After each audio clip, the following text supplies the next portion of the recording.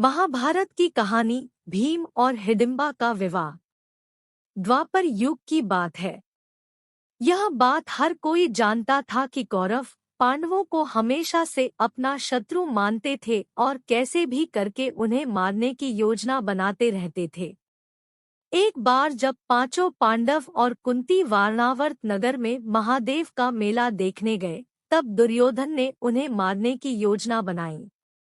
उसने पांडवों के विश्राम के लिए एक लाक्षागृह यानी लाख के महल का निर्माण करवाया।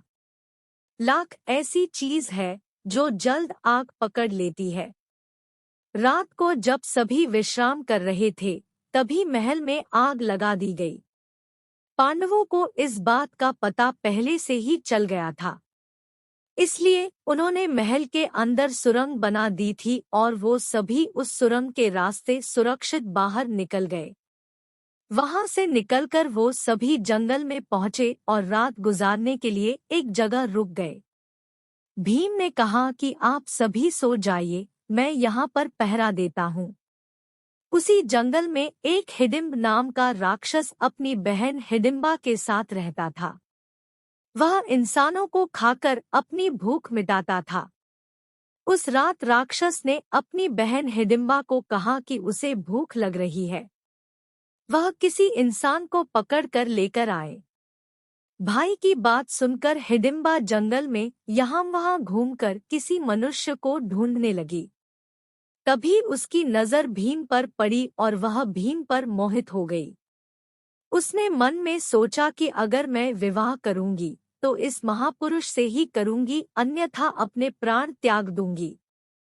यह विचार कर हिडिंबा सुंदर स्त्री का रूप बदलकर भीम के पास गई और विवाह का प्रस्ताव रखा। जब इस बात का पता उसके राक्षस भाई को चला, तो वह अपनी बहन को मारने के लिए दौड़ा।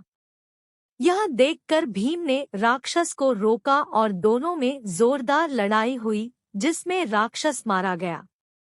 शोर सुनकर कुंती और चारों भाई भी नींद से जाग गए।